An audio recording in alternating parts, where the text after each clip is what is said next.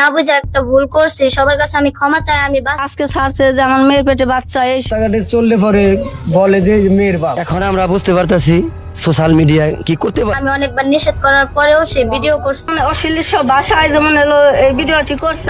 সরলতার সুযোগ নিয়ে আমার সাথে খারাপ ব্যবহার করে। গাজীপুরের সেই ঘটনা ভিডিও ছড়িয়ে পড়ায় বিপাকে তরুণী ও পরিবার না বুঝে একটি ভুল করেছি, সবার কাছে ক্ষমা চাই, আমি বাঁচতে চাই, এভাবেই নিজের অসহায়তার কথা জানিয়েছেন গাজীপুরের এক তরুণী। তার অভিযোগ, পারিবারিক সমস্যার সময় আপন খালুর ওপর বিশ্বাস করে তার সঙ্গে চলে গিয়েছিলেন তিনি। অনেক মানুষ আছে যারা এই ভিডিওটা ছাড়ছে আর কি, তাদের আমি বিচার চাই আইনত ভাবে। দেশবাসীর উদ্দেশ্যে আমি যেহেতু বুঝতে পারি না বুঝে একটা ভুল করছি, সবার কাছে আমি ক্ষমা চাই, আমি বাঁচতে চাই। আমি সবার সামনে মুখ দেখাইতে পারি না, আমি না বুঝে একটা কাজ করছি, এটা তাদের উচিত ছিল যে পারিবারিক ভাবে এটা সমাধান করে দেয়, কিন্তু তারা তা না কইরা যারা আমার এই ভিডিওটা ছাড়ছে বা ভিডিওটা করছে আর তাদেরকে যে আনছে তাদের বিচার চাই আমি। কেন আমার এই ভিডিওটা ছাড়া হইল? খালু তাকে মাদ্রাসায় ভর্তি করে ভালোভাবে রাখার আশ্বাস দিয়েছিলেন, কিন্তু সেখানে যাওয়ার পর পরিস্থিতি বদলে যায় এবং তার সঙ্গে খারাপ আচরণ করা হয় বলে অভিযোগ করেন তিনি। পরে ওই ঘটনার ভিডিও সামাজিক যোগাযোগ মাধ্যমে ছড়িয়ে পড়ায় আরও সমস্যায় পড়েছেন তরুণী ও তার পরিবার। আমার মেয়ের যেমন এই যে ভিডিওটি ছাড়ছে, এই ভিডিওটি কিভাবে মনে করেন বন্ধ করা যায়, এটা আপনার কাছে আবেদন রইল। এই ভিডিওটি আপনারা যেভাবে হোক ডিলিট করে দিবেন। আমি আমার মেয়ের যে এতগুলো ভিডিও গুলা করছে, যেমন আজকেও ছাড়ছে, কালকেও ছাড়ছে, ছাড়তেই আছে, প্রতিদিন ছাড়তে আছে।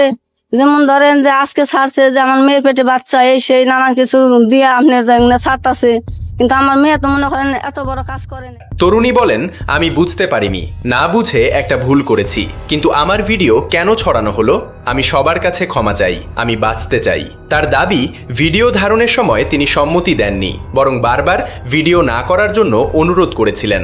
এরপর ভিডিওটি বিভিন্নভাবে সামাজিক যোগাযোগ মাধ্যমে ছড়িয়ে দেওয়া হয়।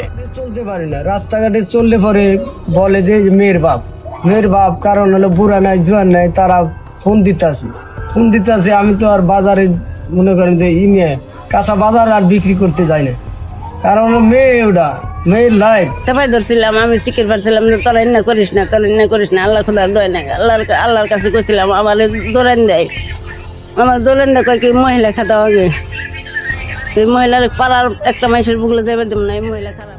ভিডিও ছড়িয়ে পড়ার পর থেকে রাস্তাঘাটে বের হতে পারছেন না বলেও জানান তিনি। পরিচিতদের নানা প্রশ্নের মুখে পড়তে হচ্ছে পরিবারকেও। ভিডিওতে কোনো পারমিশন দেওয়া হয় না, আমি ভিডিও করতেও রাজি ছিলাম না। আমার মেয়ে পা ধরছে, আমি অনেকবার নিষেধ করার পরেও সে ভিডিও করছে। ভিডিও করার পর ওটা আর কি বাজেভাবে অনেক জিনিস বানিয়ে ছাড়তেছে। আচ্ছা, আপনাকে বাসায় থেকে কি বলে আপনার খালু নিয়ে গেছিল বা কিভাবে গিয়েছিল একটু যদি বলেন। বাসায় আব্বু আম্মুর সাথে রাগারাগি হওয়ার পর আমি নানু বাসায়, খালুর কাছে, মামার কাছে, সবার কাছে ফোন দেই। তারপর আমার খালু আমার ফোন ধরে আমার সাথে কথা বলে যে আমার কাছে চলে আসো, আমি তোমাকে মাদ্রাসায় ভর্তি করে দেবো, এই জায়গায় ভালোভাবে রাখবো, আর বাসায় যাইতে হবে না। সেজন্য আর কি আমি তার উপর বিশ্বাস করে যাই। পরিবারের একজন সদস্য বলেন, আমরা আগে বুঝতে পারিনি সোশ্যাল মিডিয়া কতটা বড় বিষয়। একটা ভিডিও ছড়িয়ে পড়ার পর আমাদের পুরো পরিবার সমস্যার মধ্যে পড়েছে। পরিবারের দাবি, শুরুতে তারা বিষয়টি সামাজিকভাবে সমাধানের চেষ্টা করেছিলেন। তারপর সে আমাকে আমার খালামনির বাসায় না নিয়ে যায়, আমাকে অন্য একটা বাসায় নিয়ে যাইতেছিল। তখন আমি বলি যে আমাকে কোথায় নিয়ে যাইতেছেন? তখন সে বললো, আমরা তো বাসা বদলাইছি, তোমার খালা 2 দিন পরে এই জায়গায় আসবে। তারপর আমি ওই জায়গায় থাকতে থাকি, আমি তখন কিছু এত মাইন্ডে নেই নাই। তারপর 2 দিন পরে আর কি আমার খালু সরলতার সুযোগ নিয়ে আমার সাথে খারাপ ব্যবহার করে। এই অবস্থায় বাড়ির বাইরেও বেরো দিতে পারি না, কোনো জায়গায় যাইতেও পারি না, কোনো জায়গায় কথা বলারও নাই আমার কাছে। আমি এখন কোনো জায়গায় চলাফেরাও করতে পারতেছি। এমনকি ভিডিও যেন আর ছড়িয়ে না পড়ে সেজন্য সংশ্লিষ্ট একজনের কাছেও অনুরোধ করা হয়েছিল, কিন্তু এরপরও ভিডিও ছড়িয়ে পড়তে থাকে বলে অভিযোগ তাদের বক্তব্য, তরুণী ভুল করে থাকলেও সেই ঘটনার ভিডিও বারবার ছড়িয়ে দিয়ে তাকে সামাজিকভাবে হেয় করা কোনো সমাধান নয়। সোশ্যাল মিডিয়া কি করতে পারে আমরা তো আগে বুঝতে পারি নাই যে এই মিডিয়া কি করতে পারে। এখন আমাদের যে পর্যায়ে গেছে, আমার বোনেও এই আফসোসটা রাখতে পারতেছে না, আমরাও আফসোসটা রাখতে পারতেছি না। এখন আমার যে ভাগ্নির যে উপায়, আমরা কিভাবে এটা সংশোধন করতে পারতেছি না।